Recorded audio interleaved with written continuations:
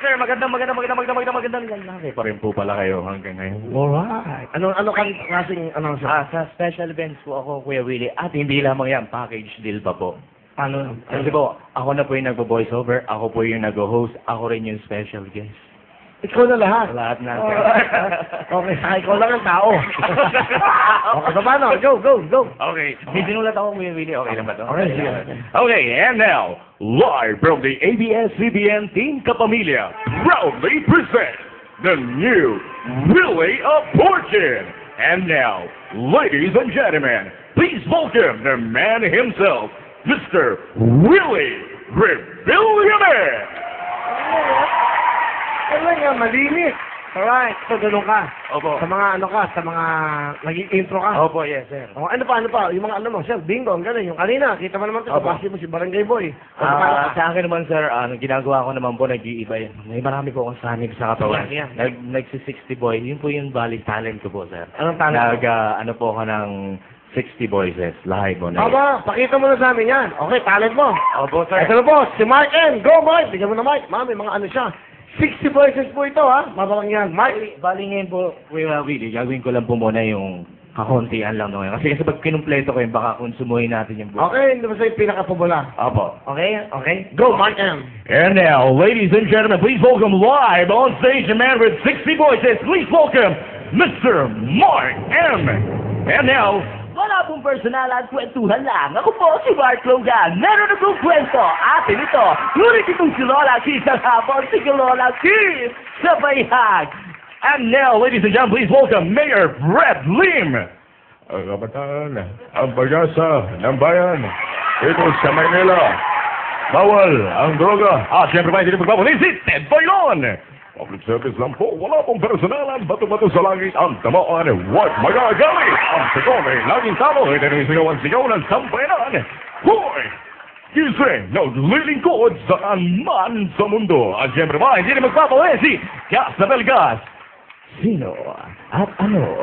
Yan ang dapat na mga pakatutukan. Narito ang mga dokumentadong pagsisiyasat na nakalap ng ABS-CBN at ng Zoco. Dito, hindi nagsisinungaling ang mga ebidensya. Ako po si Gas Tabelgas at ito ang Scene of the Crime. Siyempre pa, hindi na magpapawin si Babalu. Ano? Ako, sila ang hulo mo. Matapos mong gawin sa kala ng baba ko, sasabihin mo, bigat mo, Peng. Siyempre pa, hindi na magpapawin si Erap Estrada. Walang kumpare. Walang kamag-anak. Huwag yung subukan. Siyempre pa, hindi na magpapawin si FDR. Alright, sir, sa babawa, panatin, kaya, basta sama-sama. Siyempre pa, ang kanyang kaibigan, si FPJ. Itunda-tandaan mo ba sila? Gawin nga nila kumakali sa mga pinabagalan. Tigilan mo na yung pagpapagitag na lari mo dahil hindi ka gumapo. Siyempre pa, si Ray Langi mula sa Audi, papuntang QC, ay mga kaibigan ng paring Kaloy. Siyempre pa, hindi magpapali mga kaibigan, si... Lansan natin ito, sige natin si Boy Abunda. Magandang umaga, kaibigan. Good morning, Chrissy. Kaibigan, usap tayo. Siyempre pa, hindi magpapalala. Lahat sa mga kaibigan at pasok natin. Walang iba kundi si Big Brother ng ABS-CBN. Ronnie, kunin mo ang damit ni Julius Gabilan, ha? Huwag yan sinunod yan. Hindi ka mapapasama sa Big Four. Siyempre pa, last na ito mga kaibigan, isama natin si Kim Atienza. Kung inyo pong matatandaan mga kaibigan, ito po ang kauna-unang prehistoric dinosaur na nakikita ngayon mga kaibigan. Muli ito ang Kuya Kim at ito ang Matang Lawin. Galing mo, Mark! Galing mo! Galing mo! Wow, ha?